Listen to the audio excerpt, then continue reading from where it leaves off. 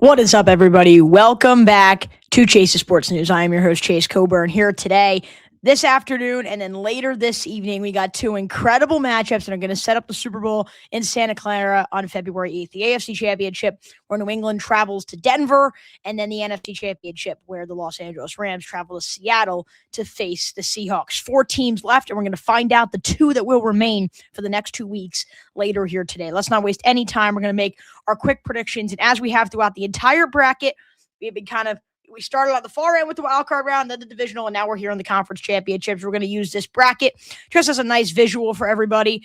So last week I went 2-2, so 2 out of 4, which wasn't terrible. I had 20-17 Bears over Rams. So had the Bears gotten in field goal range and kicked that field goal instead of Caleb Williams throwing the interception, I could have been the happiest guy in the world. The only difference, that did not happen, and the Los Angeles Rams moved on, and I thought the Bills were going to go beat the Broncos. The Bills were my Super Bowl pick, and I've taken a lot of flack for the Broncos are a fraud statement, and now Denver is moving on to the AFC Championship game, which we will start off with since that is the first game, the first game on the slate this afternoon. The entire game plan obviously changes with Bo Nix out for Denver.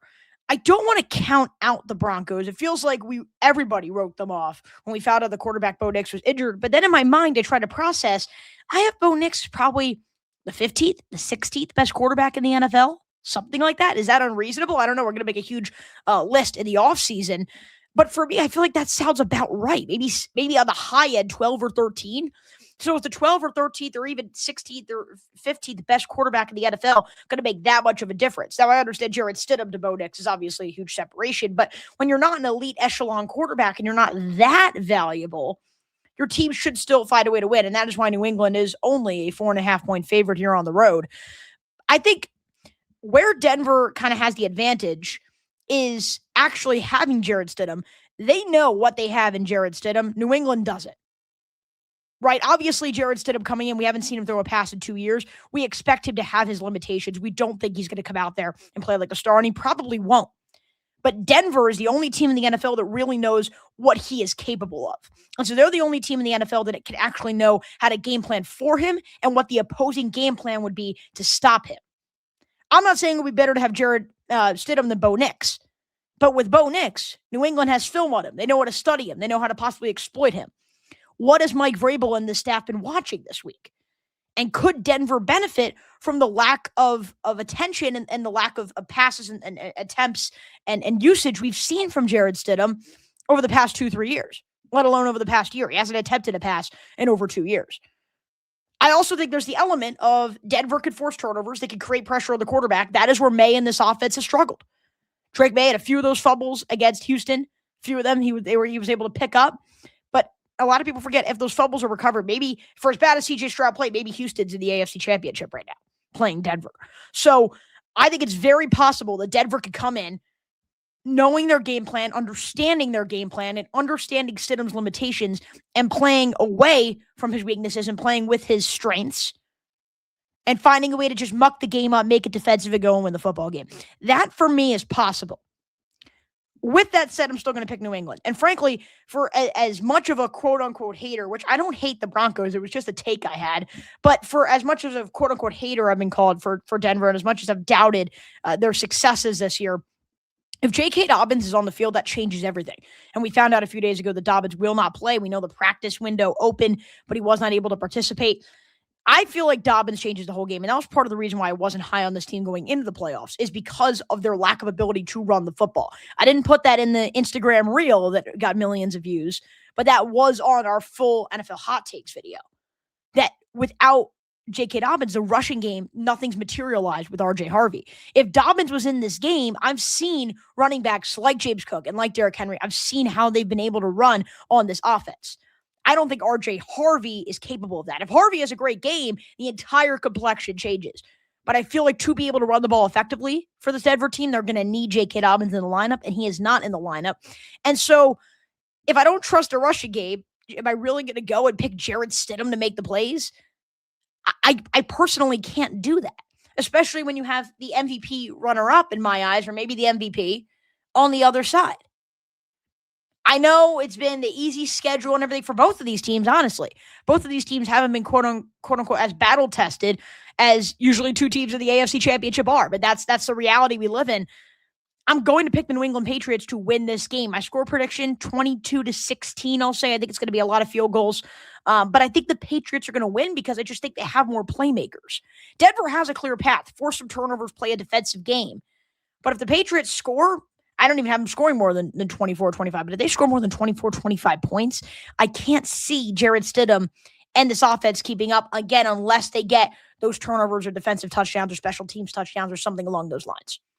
I have New England going on to the Super Bowl, and I hate to say that because for years it was New England, and then now I think the Pats could be back. And with a weaker AFC playoff field, or at least a less proven AFC playoff field, it's the New England Patriots moving on to the Super Bowl.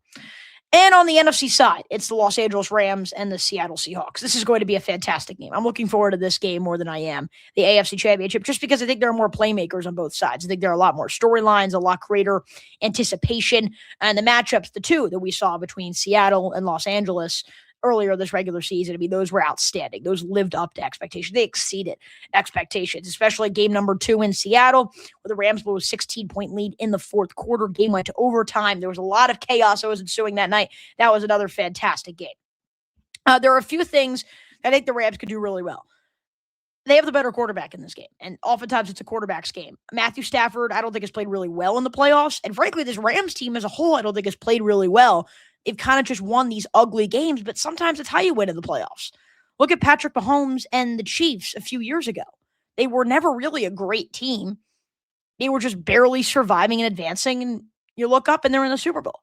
So the Rams could do the same thing. They have the experience in this spot. They're very well coached. But at the same time, the Seahawks are very well coached.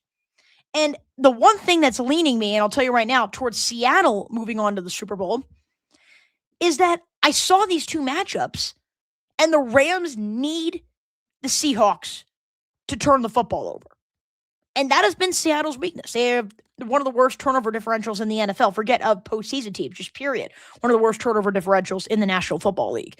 Sam Darnold is a capable quarterback. He could be a game manager, and he's won 14 or more games of back-to-back seasons with 2 different head coaches and 2 different systems. That's unprecedented. What he's done over there has been fantastic. I'm a huge Sam Darnold advocate.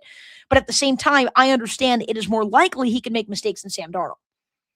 With that said, even when he threw 4 interceptions in Los Angeles, the Rams still only won by 2 points. When he turned the ball over twice in Seattle, which included turning it over in the red zone, down 16 in the fourth quarter, the Seahawks still found a way to win. I just think Seattle is the better team. I think they got the top defense, and I think they have an offense that is capable of beating you in every which way. With possibly the wide receiver one, Puka Nacua has an argument too, but possibly the wide receiver one in the NFL with Jackson Smith and Jigba. I think they can run the ball really well with Kenneth Walker. Teams have kind of underratedly run on the Rams this year, and not a lot of people are talking about that. I don't think this game is going to come down to Sam Darnold needing to make every single play. And so I can't see him turning the ball over 2, 3, 4 times. And even with that, we've still seen the Seahawks compete with this team. So I think as long as the turnover battle, as long as the pendulum doesn't swing so far where it's 3-0, 4-0, I can't see Seattle losing this game. I think they're the better team. I think they have the much better defense. And don't forget about this part too. They have the much better special teams unit. The Rams special teams unit has been very suspect. They're kicking, they're punting, they're returning. Seattle pretty much won the game last week and gained full momentum in that game against San Francisco from that kick return touchdown from Rashid Shaheed. Watch out for the special teams tonight. I think that's going to be a big key, and I think the Seattle Seahawks are going to go on to the Super Bowl. Now, who would I have winning in this hypothetical Super Bowl matchup between the Seahawks and the Patriots, a rematch of, I think it was Super Bowl 49, something along those lines? You'll have to find out next week. When we do have this matchup, speaking it into existence here, you guys will find out what my Super Bowl pick would be. And I honestly think this would be one of the more enticing Super Bowl matchups between the two hottest teams in both conferences, and kind of 2 interesting stories of one of Sam Darnold or Drake May is going to go on to win a Super Bowl. That would be extremely interesting. And if that is the matchup, we will have coverage, a lot of coverage over those 2 weeks regarding that game. All right, folks, we're going to wrap that up here. Thank you guys so much for tuning into this edition of Chase's Sports News. We shall see how the games go today. Again, please follow me on all social media platforms if you aren't already. And again, stay tuned for more coverage of the NFL playoffs and once we get to Super Bowl time over the next few weeks. Enjoy the games today. Signing off, I'm Chase Coburn saying so long from Chase's Sports News.